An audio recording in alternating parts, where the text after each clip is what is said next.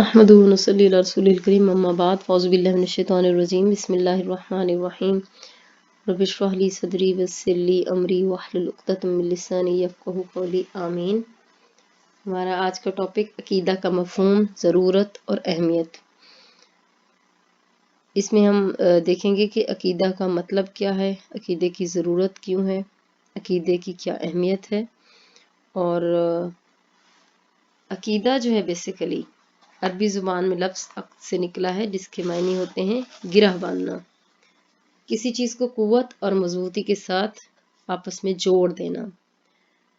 عرب لوگ آپس میں کسی بھی معاملے کو پختہ تر کرنے کے لیے ایک دوسرے کی طرف اپنی چادروں کے پلو پھینک دیتے تھے، جنہیں باہم مضبوطی سے باندھ دیا جاتا تھا۔ ایسا کرنے کو وہ عقد کہتے تھے۔ اسی طرح مختلف معاہدات اور کنٹریکٹس کو بھی عقود کہا جاتا ہے۔ ہار کو بھی عقد کہتے ہیں کیونکہ اس کے موتی آپس میں جڑے ہوئے ہوتے ہیں، اور عقیدہ دراصل ایک معاہدہ ہے جو بندے اور اللہ کے درمیان ہوتا ہے۔ قرآن مجید میں یہ لفظ جو ہے عقیدہ، یہ ایز سچ عقیدہ کی فارم میں نہیں استعمال ہوا، لیکن اس کے لیے اس کا جو روٹ ورڈ ہے عین کاف دال عقد، یہ مختلف الفاظ کی شیپ میں آیا ہے۔ جیسے سورۃ المائدہ کی آیت نمبر 1 میں آتا ہے اعوذ باللہ من الشیطان الرجیم یا ایھا الذین آمنوا اوفوا بالعقود، اے اہل ایمان اپنے معاہدات کو پورا کرو، یعنی معاہدے کے لیے لفظ آ گیا۔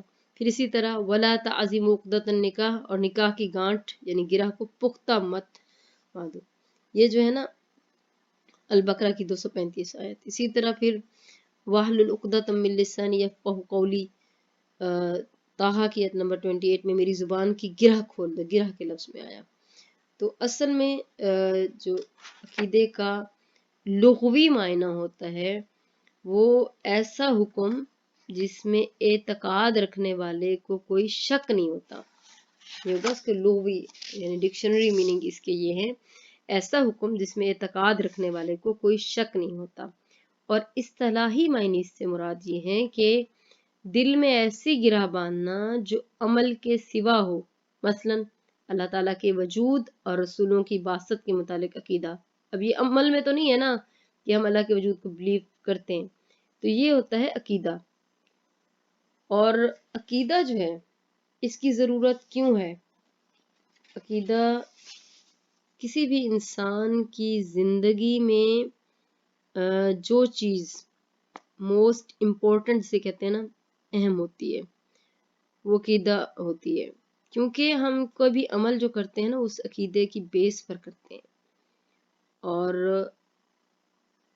عقیدہ کسی بھی شریعت میں دو اقسام ہوتی ہے، ایک عقائد ہوتے ہیں اور ایک اعمال ہوتے ہیں۔ عقائد ایسی چیزیں ہیں جن کا تعلق کیفیت عمل سے نہیں بلکہ دل کے اعتماد عقیدے سے، مثلا اللہ تعالیٰ کی ربوبیت، اس کی عبادت کے وجوب کا اعتقاد رکھنا، اسی طرح جو ارکان ایمان ہیں ان کا اعتقاد رکھنا۔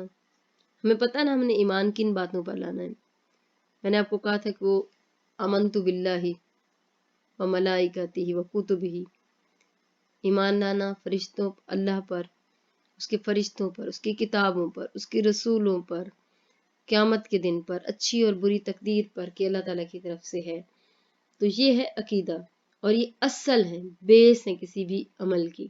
جبکہ اعمال میں ہم دیکھتے ہیں کہ نماز، زکوٰۃ، روزہ یہ اصل نہیں ہے، یہ ہے شاخیں اس کی۔ تو صحیح عقیدہ وہ ہوتا ہے جس پر دین قائم ہوتا ہے۔ وہ جو حدیث آتی ہے نا کہ جس نے من قال لا الہ الا ادخل الجنہ، وہ جنت میں جائے گا جس نے لا الہ الا کہا، تو وہ اصل میں عقیدے کی بیس پر جائے گا جس کا عقیدہ بالکل درست ہو، کسی شک سے پاک ہو، کسی شرک سے پاک ہو، صرف اللہ تعالیٰ کی ذات کو وہ مانے۔ اس کے بعد ہم دیکھتے ہیں کہ سورۃ الکہف کی آیت نمبر 110 میں بتایا گیا کہ فمن کان یرجو لقاء ربہ فلیعمل عملا صالحا ولا یشرک بعبادۃ ربہ احدا، جسے بھی اپنے رب سے ملنے کی آرزو سے چاہیے کہ نیک اعمال کرے، اپنے رب کی عبادت میں کسی کو شریک نہ کرے۔ اور اگر کسی کے عقیدے میں فرق آ گیا تو پھر اس کا عمل ضائع ہو جائے گا، اگر وہ نبی بھی ہو۔ سورۃ الزمر کی آیت نمبر 65 میں آتا ہے وَلَقَدْ أُوحِیَ إِلَیْکَ وَإِلَى الَّذِینَ مِن قَبْلِکَ لَئِنْ أَشْرَکْتَ لَیَحْبَطَنَّ عَمَلُکَ वलतकूनन्ना मिनल खासिरीन, यकीनन आपकी तरफ भी और आप सल्लल्लाहु अलैहि वसल्लम से पहले भी तमाम नबियों की तरफ वही की गई कि अगर आपने भी शिरक किया तो बिलाशुबा आपका अमल ज़ाय हो जाएगा और बिल यकीन आप खसारा पाने वाले में। सिर्फ क़यामत वाले दिन वो जो हदीस में आता ना कि ऐसे लोग आएंगे जिनके आमाल इतने बड़े होंगे कि पहाड़ों के बराबर, और वो बिल्कुल राख हो जाएंगे, इसलिए कि उनका अकीदा मजबूत नहीं होगा, शिरक होगा। और हमारे अमाल कितने भी नेक हों, अगर हमारा अकीदा मजबूत नहीं है ना, अकीदा दुरुस्त नहीं है, तो फिर सारा खसारे में। सूरत अल-माइदा की आयत नंबर 5 में आता है, वमन यकफुर बिल ईमानी फ़क़द हबिता अमलुहु व हुवा फ़िल आखिरति मिनल खासिरीन, और जिसने भी ईमान की बजाय कुफ्र अख्तियार किया, इसका वो अमल बर्बाद हो गया और वो आखिरत में नुकसान उठाने वाला हो गया।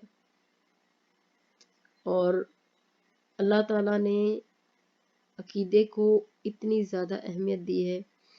वैसे तो हर दुनिया के हर मज़हब में नेकी के जो काम है ना, उनका तस्वुर है, मतलब उसको अच्छा समझा जाता है। मसलन गरीबों के साथ हमदर्दी, हाजतमंदों की ज़रूरत पूरी करना, फलाही काम में पेश पेश रहना, मुख्तलिफ मजहबी रसूमात, उनको अच्छा समझा जाता है। लेकिन अगर अकीदा दुरुस्त ना हो तो तमाम नेक अमाल कबूल नहीं होते, चाहे नेक अमाल हो। असल में चीज़ ये है कि अकीदा, हमारे आमाल जो है ना, उनकी कबूलियत का दारोमदार अकीदे पर होता है। कहने को तो ईसाई या नसरानी जो हैं वो अल्लाह को मानते हैं, अंबिया के वजूद को तस्लीम करते हैं, आखिरत और क़यामत पर यकीन रखते हैं, वो मजहबी रसूमात भी अदा करते हैं, मगर इन सब नेक कामों के बावजूद अल्लाह ने जिस अकीदे की उनसे डिमांड की है उस पर पूरा नहीं उतरते, तो फिर वो आखिरत की कामयाबी उनके लिए नहीं है। मुशरिकीन मक्का बैतुल्लाह का तवाफ़ करते थे, हज और उम्रा करते थे, बच्चों के खतने करते थे, तमाम सुन्नतें पूरी करते थे, सदका देते थे, खैरात करते थे, उनके भी हलाल और हराम के कायदे मुकर्रर थे, हाजियों की खिदमत करते थे, लेकिन अकीदा अल्लाह ताला के साथ शिर्क करते थे, इसलिए वो उनको कहा गया कि वो नाकाम होंगे। और अल्लाह ताला जो है ना, इंसानों को, मुसलमानों को अपनी एक जो अल्लाह ताला की ज़ात है उस पर जो हमारा ईमान है उसको अल्लाह ताला ने बहुत ज़्यादा अहमियत दी कि असल चीज़ अकीदा है, और अकीदा जिसका दुरुस्त नहीं होगा वो फिर कामयाब नहीं होगा। अब हमारा अगला है कि दीगर मज़ाहिब की मुख्तसर अकायद का तारुफ, वो हम बहुत डिटेल में हर मज़हब का पढ़ चुके हैं, मेरा ख्याल उसकी दोबारा करने की ज़रूरत नहीं है। तो नेक्स्ट हमारा इस्लामी निज़ाम अकायद से मुतालिक कुरानी आयत का मुताला।